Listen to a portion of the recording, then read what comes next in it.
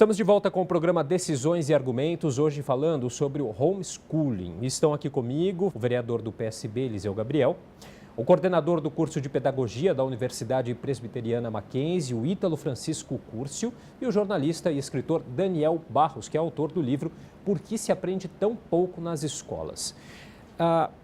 Senhores, uma pergunta que eu tenho.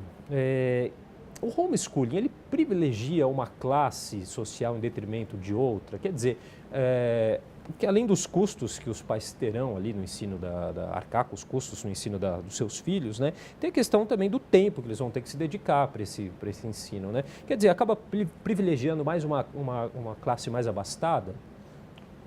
Não, eu acho que não privilegia, eu acho que é uma pena que o aluno não tenha oportunidade de conviver. Não é um privilégio, né? Isso não é privilégio, eu acho uma pena que o aluno perca essa oportunidade da convivência na escola. Embora a educação não é somente a escola que tem que ser responsável, a família, a sociedade como um todo, né? O próprio governo, a própria iniciativa privada, quer dizer, a sociedade como um todo é responsável pela educação. E a escola é o ponto central. E eu acho que, em vez de um privilégio, é uma pena que a criança não tenha essa oportunidade. Mas, pelo contrário, eu acho que pode fragilizar aqueles estudantes que estão no nível mais baixo do aprendizado, na cauda ali da curva de aprendizagem. Porque esses estudantes, os pais podem se sentir tentados a levar a educação para dentro de casa e como eles não têm a capacitação necessária para fazê-lo, estudantes podem aprender ainda menos do que aprendem hoje. Então, se tua pergunta é se pode aumentar a desigualdade educacional, eu tenho a impressão de que pode, porque os alunos que aprendem menos podem aprender ainda menos numa situação dessa.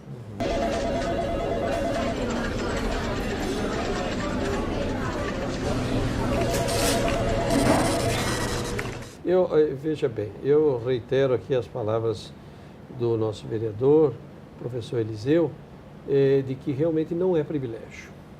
Não é privilégio porque eu, para começar, sou contra o homeschooling. Então, se eu fosse favorável, talvez eu diria é um privilégio de quem pode oferecê-lo. Não é privilégio para mim porque eu sou contra por princípio.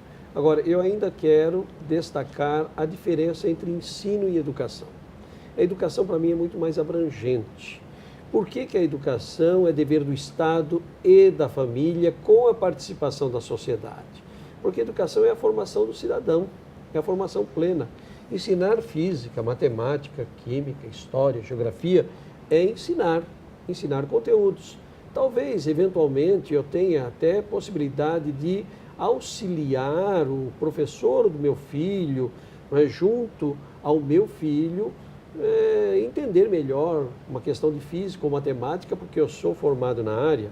Talvez poderia auxiliá-lo na interpretação de um momento histórico, porque eu seria historiador, mas isso é um adendo, isso vem a acrescentar.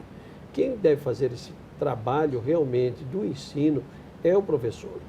Então, nós devemos fortalecer o professor das mais diferentes disciplinas, dos mais diferentes componentes curriculares. A educação vai além desse conhecimento específico.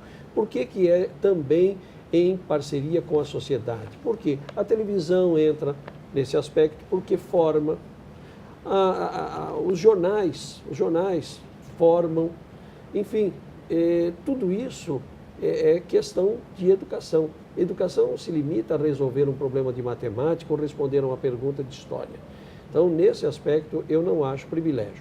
Mais ainda, dizer que, de repente, as classes melhor favorecidas em termos econômicos estariam sendo beneficiadas nesse sentido, também tenho dúvida. Por quê? Porque eu estaria formando eremitas dentro de uma sociedade que se diz plural. A nossa sociedade plural, ela não pode ter pessoas limitadas. Então, eu não considero privilégio e eu acho que é uma pena, nós estamos aí fragmentando a nossa nação. E há muitas pessoas que alegam que esse convívio social extra sala de aula, extracurricular, pode ser suprido em atividades extra-escola, né? Essa questão, no caso, privilegia mas não quem é só usa isso. mais... Veja, eu particularmente, não é o tema do nosso debate, mas eu particularmente, por que eu sou favorável à escola sem partido? Veja, parece um contrassenso. Fala, ué, mas você é favorável à escola sem partido e não é a favor do homeschooling? Exatamente pelo mesmo fator, porque eu acho que não compete somente ao professor formar o meu filho. Como da mesma forma, não compete somente ao pai educar um futuro cidadão. Então, eu estaria me contradizendo, sim, se eu dissesse, olha, o meu filho terá sua linha ideológica, sua linha político-partidária, sua linha religiosa definida pelos professores. Não, aí entra a família, por isso que o diálogo é importante. E, por outro lado, eu não posso simplesmente formar um eremita dentro da minha família e despejá-lo, entre aspas, na sociedade futura. O que será da nossa nação daqui uns 10, 15, 20, sei lá, algumas gerações, se nós tivermos aí não 6 ou 7 mil famílias, mas se tivermos aí 10 ou 20 milhões de famílias, cada uma com o seu homeschooling. Agora, mas na opinião de vocês, o que explica então esse crescente número, né, de famílias que optam pelo homeschooling, né? De acordo aí com a Associação Nacional de Educação Domiciliar, já existem aí cerca de 8 mil famílias que optaram por ensinar os filhos em casa. Se você pensar 8 mil em 50 milhões... É muito pouco, sim, né? é pouco, mas é crescente. Mas olha, precisa crescer muito, hein? Para chegar a ter alguma coisa significativa. Quanto é 0,01%? Nem isso, né? Mas eu acho que a educação é uma coisa conjunta e não vejo nenhum problema em os jovens ouvirem várias opiniões. Por isso a questão da escola sem partido, você me desculpe, mas essa história da escola sem partido está muito mal explicada. Porque é uma lei que querem fazer em que se coloca uma placa na lousa, do lado da lousa, dizendo o professor não pode falar isso, não pode falar aquilo. Essa é a lei que apresentaram aqui. Isso está errado Isso também. é um absurdo. Isso Quer dizer, já absurdo. chega que o professor, ultimamente, está sendo desmoralizado pelas circunstâncias. Vamos conversar sobre isso daqui a pouco. Mas você não pode colocar uma coisa em que joga o aluno contra o professor. Essa que é a tal da lei, projeto de lei da escola sem partido. Por isso que ela é perigosa e antidemocrática e você acaba tolhendo o aluno e o professor, né? Autonomia. Porque eu acho o seguinte, eu mando meu filho para uma escola pública. A escola pública, não é que ela é isenta. Tem professor que pensa do lado A, outro do lado B, outro do lado C. Eu fui educado em escola pública. Eu tive professores do lado B, C, esquerda, direita, centro, centro-direita, centro-esquerda. E aprendi, com esse conjunto rico, mais a minha família, eu virei o que eu sou. Uma escola rica é uma escola que emite várias opiniões. Certo. Não é uma escola de libertinagem, que deixa o cara fazer o que quer. Pelo contrário, por isso que você tem que ter um acordo de convivência entre professor, aluno, direção da escola e a família. E tem que chamar a família para fazer parte da escola, da vida do aluno, né? A família não precisa ser o pai ou a mãe, precisa ser quem é o responsável por ele. Claro, sem dúvida nenhuma. Então eu tenho assim muita fé de que a liberdade na escola, ela enriquece as pessoas e torna pessoas muito mais fortes. E há diversas oportunidades para os pais se envolverem na educação na escola, na educação formal. Você vê, por exemplo, tem alguns lugares do Brasil, tem uma política que se chama Projeto de Vida, que começou com Antônio Carlos Gomes da Costa, um educador que fez um modelo de escolas de tempo integral lá em Pernambuco, que se espalhou pelo Brasil, tem algumas no estado de São Paulo e tal.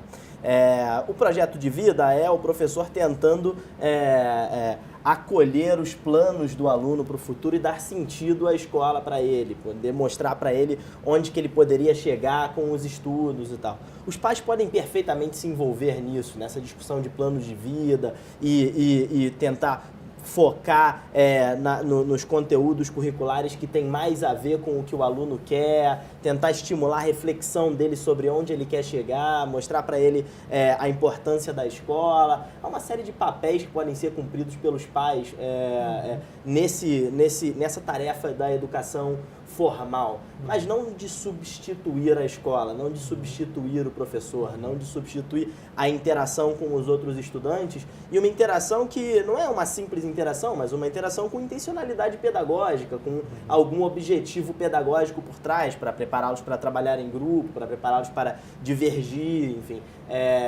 Isso é fundamental e acontece dentro da sala de aula, acontece no pátio da escola, acontece nessa interação que só a educação formal proporciona. Mas Agora... aí, perdão, tem mais um detalhe, viu, Daniel?